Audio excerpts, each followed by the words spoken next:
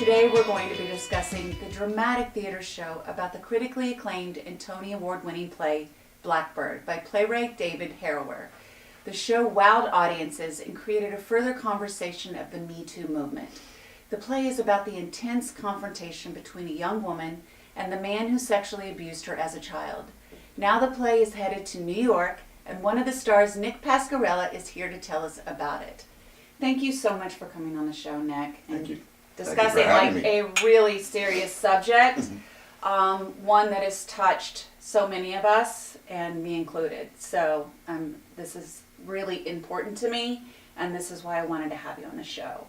So I want to hear about you and Gina Sarno. She's a fellow actor, and you guys got together and you put together the show, right? How did you guys come together? Well, Gina and I met, we were in a play together 4 years ago called Born Yesterday, and we both had small roles in that play, so we kind of had a lot of backstage time and got to know each other and became friends. Yeah. But the way this play evolved, a friend of hers had seen the play 2 years ago with Jeff Daniels and Michelle Williams, and when she saw it, she called Gina right away and said, you've got to do this play. Yeah. And Gina immediately went out, bought the play at a bookstore, read it, and was just totally, it just spoke to her. Yeah. She then approached Nutley Theater, where we both met and have done shows, and presented it to them and said, listen, I would like to present it here. Yeah. The board had a vote on it. They did it in lieu of the Christmas show. Oh, so you can see the difference. Yes, it was a very unique type of Christmas spirit show, but they did vote on it a year, before they announced the season. And her and Dixon Lane and Alex Olesage formed together to produce it. Yeah. Self-produced it, not wow. But they gave the space. So I had then done a show there in Nutley called Oleana by David Mamet, where I played a professor accused of sexual harassment to a student. Oh, wow. And the director of Blackbird was the stage manager for that show, and he had called me in September and said, the more I'm reading the script, I really think you'd be good for the role. I really hope you consider it. And I read it, and I said, I definitely want to do the role. I wasn't familiar with any of David Harrower's works, but I am a Mamet freak, and it's very written, as far as the dialogue, very similar. So I'm like, I definitely want to do this. Unbeknownst to me, I did not expect the reaction that the subject matter of this play received. Right. So we did talkbacks in December after several of the performances, and what was amazing was the reaction from the audience, men and women. I mean, there was a retired Manhattan correction officer there who actually worked with sex abuse offenders. There were women from 20 to 80, and the disparity between their thoughts or experiences. So, Absolutely. I'd like to ask you, how did that come about? I mean, how did you decide to do that Q&A after? Well, as actors, you always want to do a Q&A when it's available or allowable, because some playwrights will not allow that. Okay. Mamet's one of them. You cannot do talkbacks 2 hours until after 2 hours after a performance. Okay. So we didn't have those limitations. So we said, it's such a timely subject matter. Yes. That it wasn't really even 2 years ago. That it would be interesting to see what does the audience feel about this play. I tried, because the minute I would tell my friends, I'm playing this guy, he's 40 years old, he has an affair with a 12-year-old, immediately I would get, oh geez, oh God, oh. Right. And I'm like, no, you not that I'm condoning what the character did, but it wasn't black and white. He wasn't after children. He wasn't your stereotypical pedophile. He genuinely loved her. Bad move, bad decision. There's even parts where, without giving the story away, that he realizes he can't do this. But there was a lot of gray area, and I tried to portray the character as a tragedy more than dirty. Yeah. And the Q&As, I would ask the audience, did you feel it was more tragic, not right, but more tragic than dirty? Yes. And fortunately, I was able to get that character across thank God. The way I wanted to, because, Because when you think about it, it's dirty, right? 40-year-old with a 12-year-old. Is that correct? It is, exactly. But I'm sure that opens up for so many people, like the ability to talk about something that's happened to them and, open up that conversation. And that's what you allow to happen after this. Exactly. And so maybe the wound for some, a lot is open, and they feel comfortable in that environment and sharing about how your play touched them and how in real life they can relate. Well, we even had two scenarios specifically that stand out in my mind from then. There were these two women, both in their 80s. One immediately looked at me as the lowest form of life possible. Yeah.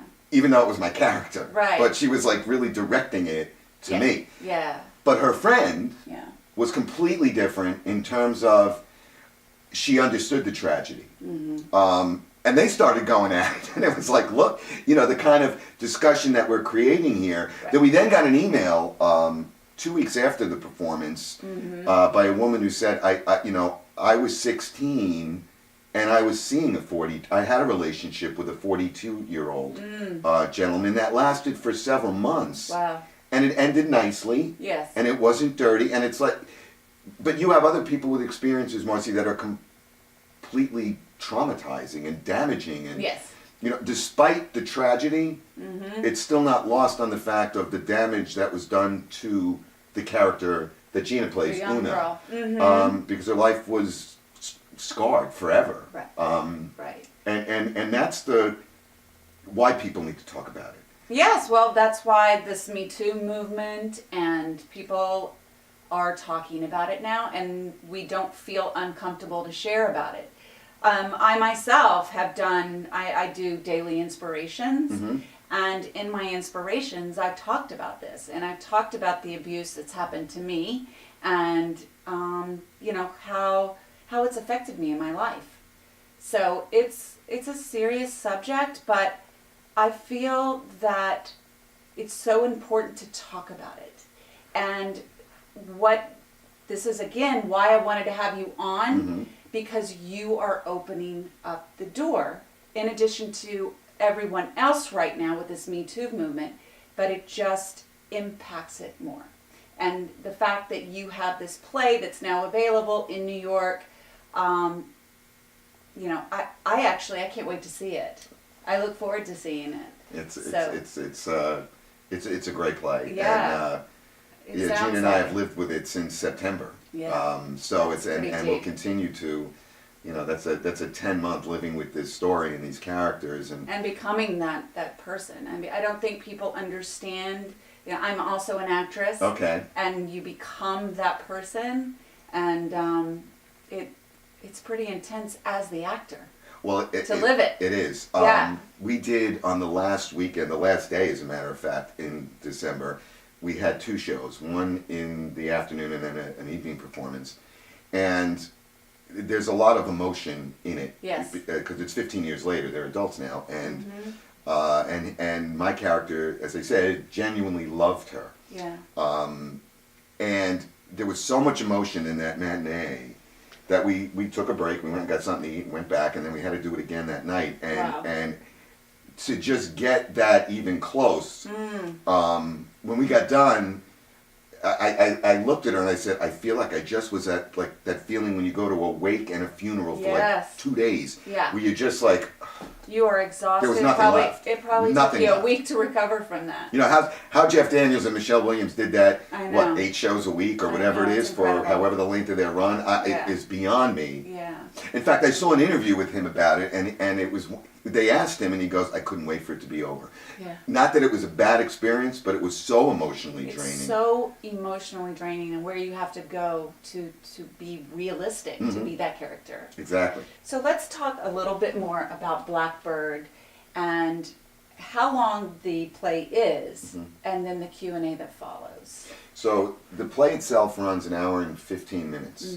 There's no intermission. It takes place in a break room at a facility that Ray works at. Okay. Because of the length of the play, we thought we would get creative and use what we learned back in December for the off-Broadway production and create 45 minutes, an hour afterwards to have a talkback after every single show. Usually with talkbacks, for those that may not know what that is, they consist of the audience usually speaking to the actors, the director, about their character development or how they felt about the play or whatever it might be.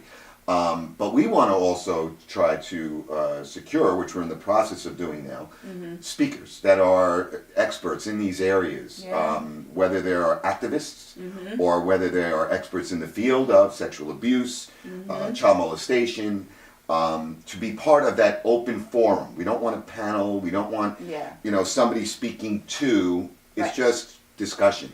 Kind of it's conversation. Exactly. Okay. And just be part of it. As the actors are on stage. Right. And we're thinking it's a unique twist. It's furthering our message is to continue to talk about it. Right.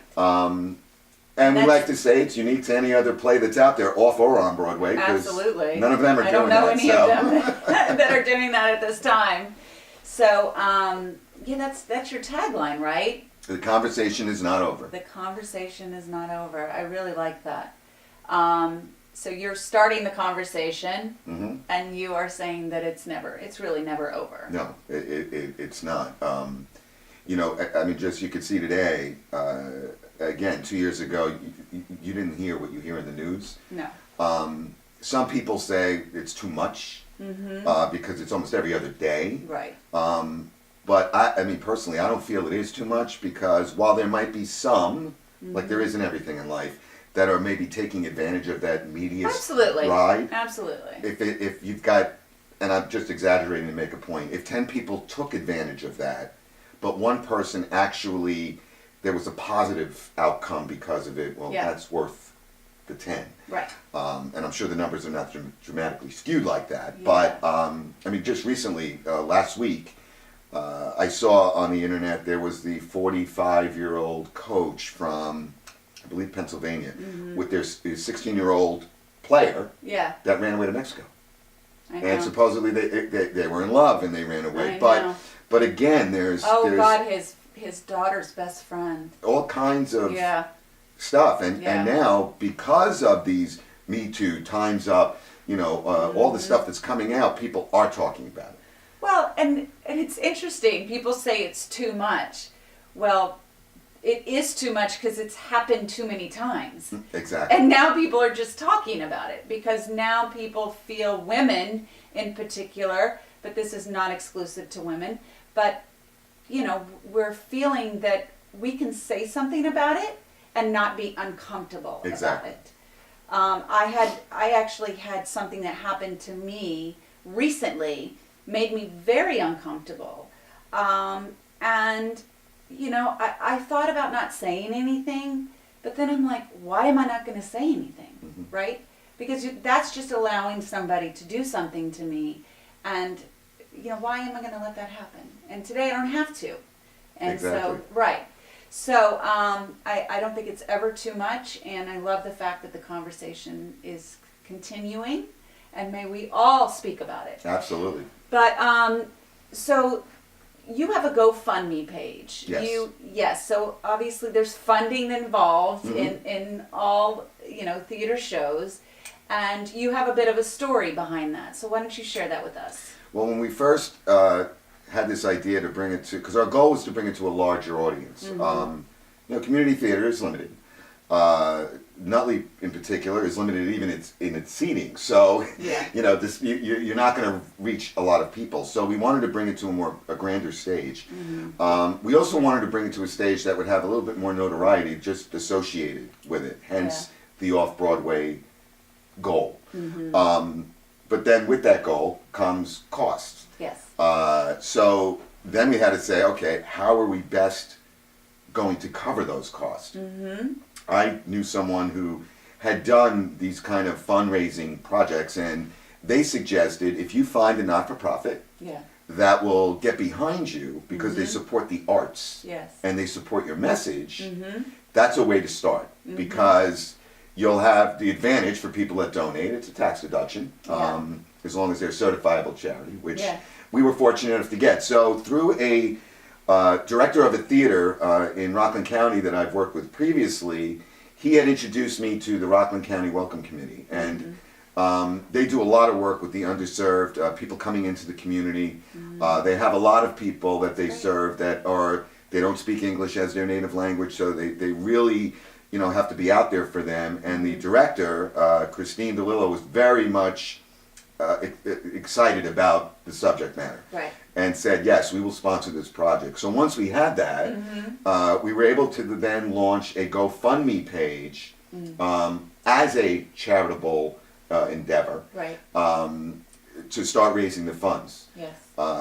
Very quickly, because the page was launched about 3 weeks ago, and very quickly between the GoFundMe page, some individual donations that came in, we've done a couple of fundraisers already.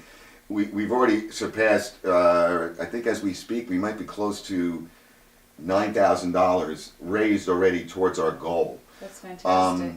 When we did our budgets, and we had a lot of accommodations in those budgets where people either discounted their services, or the theater gave us a very good cost to rent the space. To do 4 weeks, which is our goal, it was $47,000. Okay.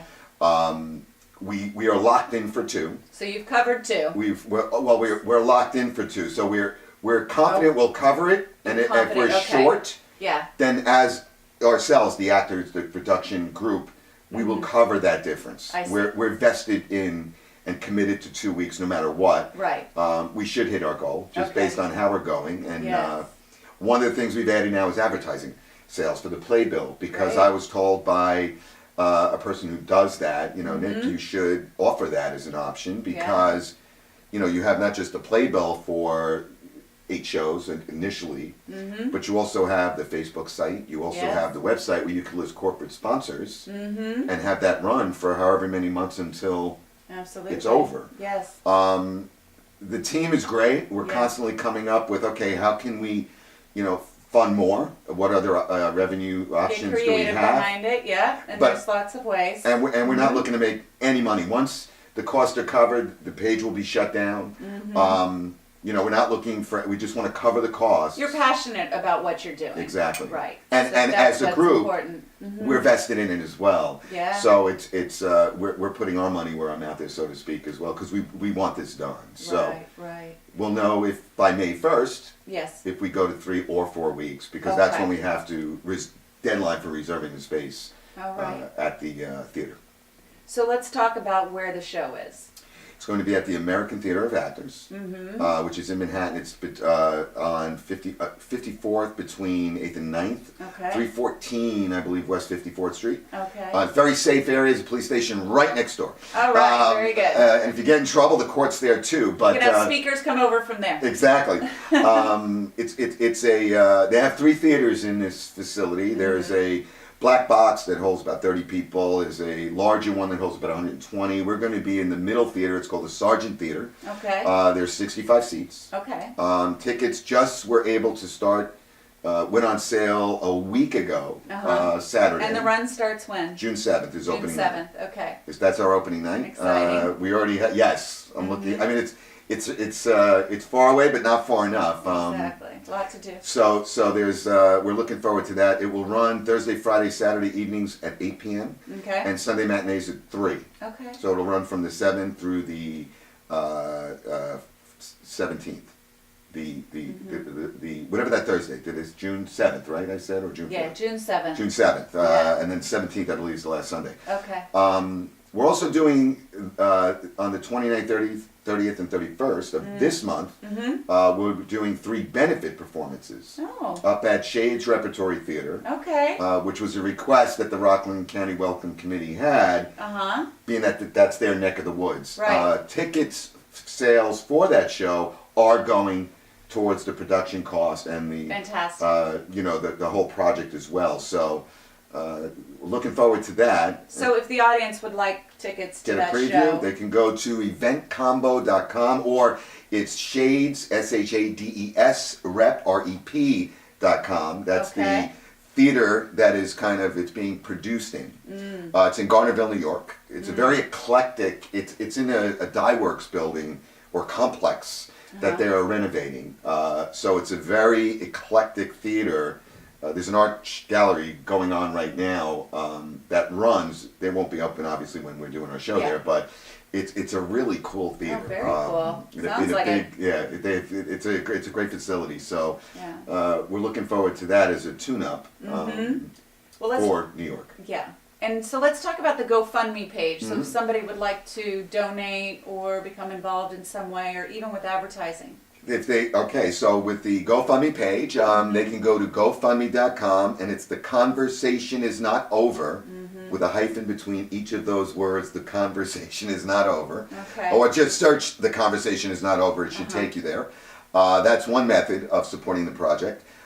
Tickets this weekend for the shows and shades is another way. For advertising, you can either email Blackbird2018 at novomni.com. That's NOVOMNI.com. Or call, we have a Blackbird information hotline where you can leave a message. And the number is 872-77-B-BIRD. So they can call, leave a message there. And we'll have all of this available also. And also buying tickets to the shows in New York. If you go to smarttix.com and just type in Blackbird, it'll come right up because tickets to the show also goes towards the production cost. Amazing, amazing. The conversation is not over. It's just beginning. Exactly. So thank you so much, Nick, for joining us today. Thank you. If you would like to share your story and join in the conversation, they want to hear from you. Please reach out via email, Facebook, or the Blackbird hotline. If there's an organization that would like to get behind this project, please reach out to Nick or Gina. And remember, the show will premiere June 7th. And it sounds like it's going to be an incredible one. So you are not going to want to miss this. It's going to be at the American Theater of Actors in New York City. Thank you again for joining us on Coffee with Marci, and we'll see you soon.